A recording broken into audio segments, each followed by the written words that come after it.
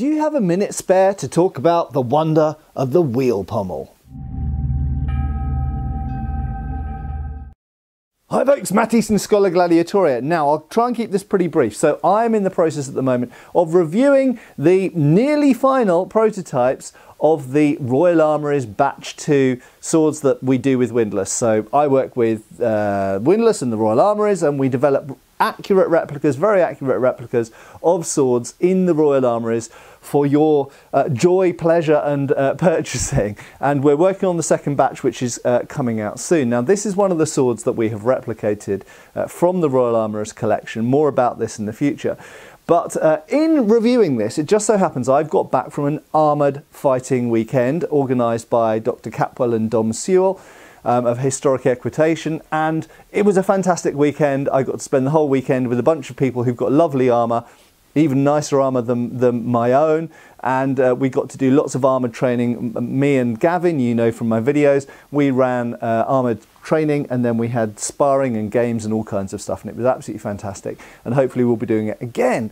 So look out for news about that. But in doing that, we get lots of enlightenment about the realities of fighting in armour. Now, how does this relate to wheel pommels? Well, when we're looking at the world of modern sword collecting and HEMA and you know, backyard cutting and cutting competitions, all this kind of stuff, it's quite notable that a lot of people out there don't like wheel pommels. Now, it is completely true and evident that wheel pommels were hugely popular throughout most of the medieval period, and in fact beyond it, okay? So wheel pommels were still being mounted on side swords, as we call them, into the 16th century.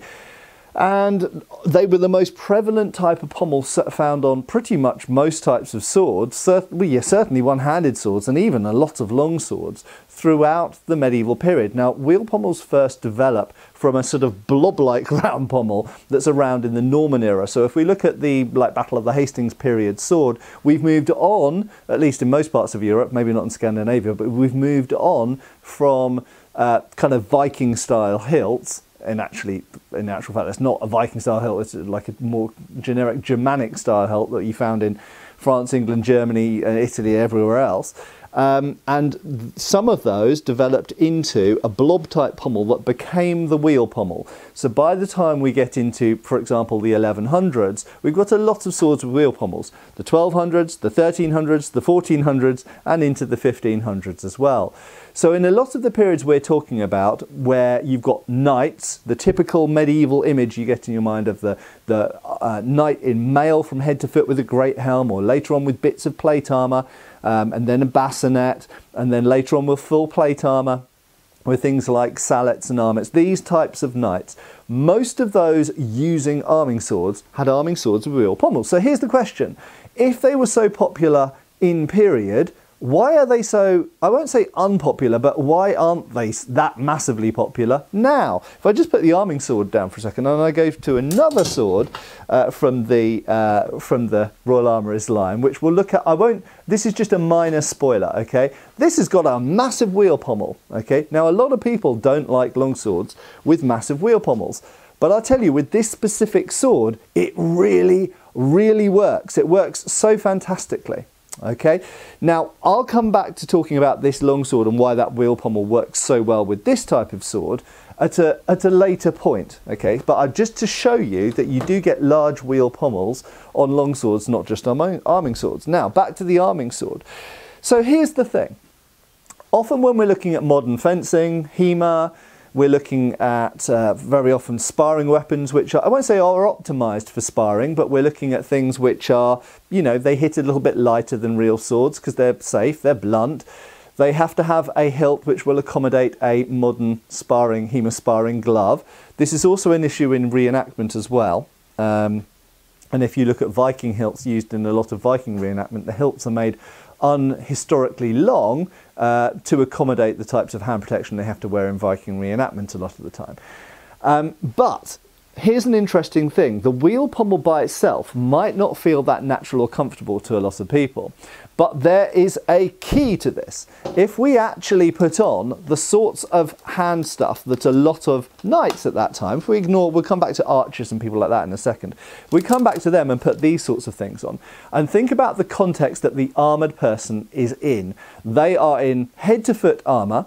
They, certainly in the 14th and 15th, well, even 13th, 14th, 15th century, they were wearing types of helmet which often mean that they can't necessarily easily look down, and often they're having to go by feel. They're also fighting. They're fighting for their lives. They're in war, and sometimes they're on horseback, sometimes they're on foot. They've got people trying to kill them, trying to wrestle with them, trying to disarm them, trying to throw them on the ground, all of these things. And in those situations, their primary weapon will often be a lance on horseback, or a spear on foot, or a poleaxe on foot, or a glaive, or something like this.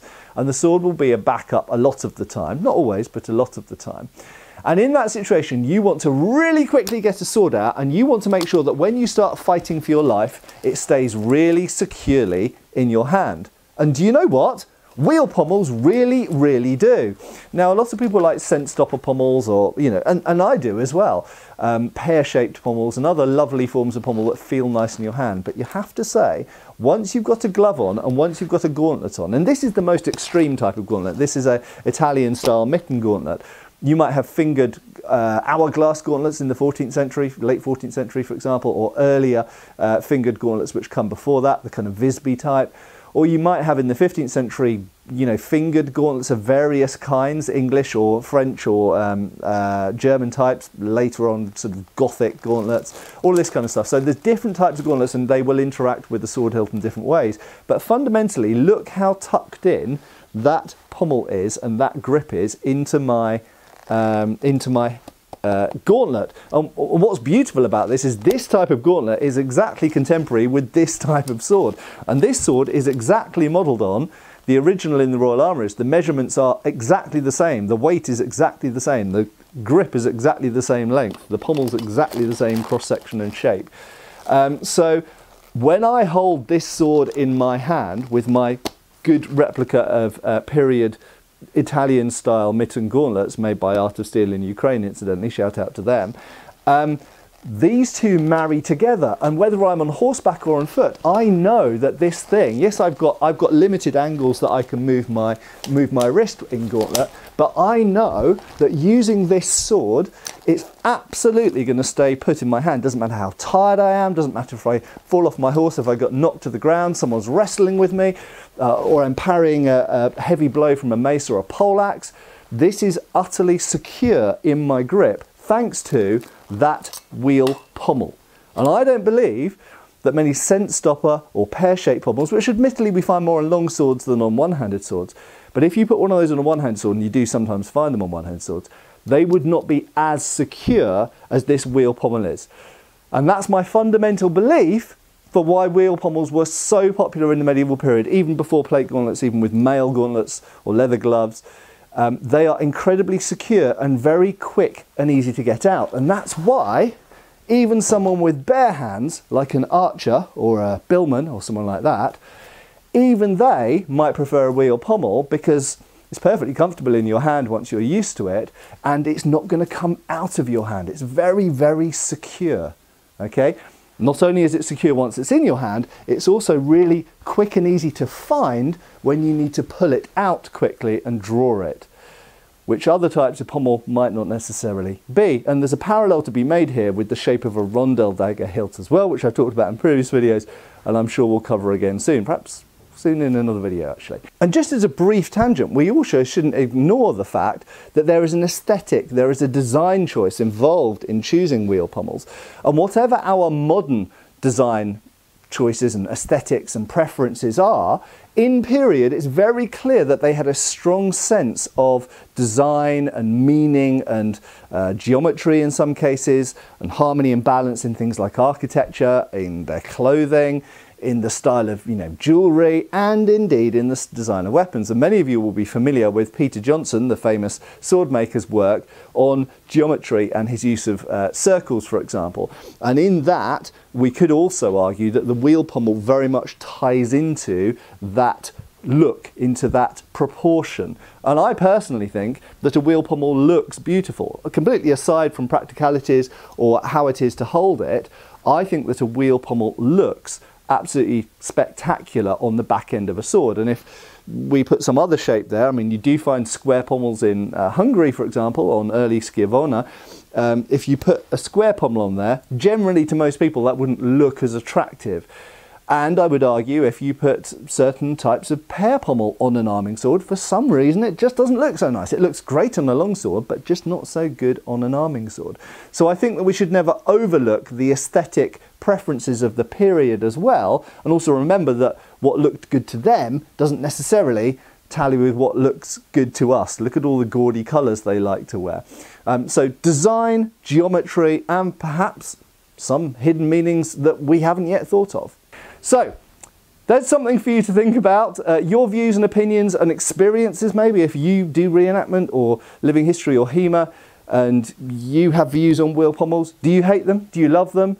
Have you changed your opinions on wheel pommels? I actually have over the years. I didn't used to like them and I have grown to love them for a lot of the aforementioned reasons. Anyway, thanks a lot for watching and I hope I'll see you back on the channel really soon. I have been Matt Easton, I will continue to be. Take care, folks. Thanks for watching. We've got extra videos on Patreon. Please give our Facebook a like and subscribe if you haven't already. Cheers, folks.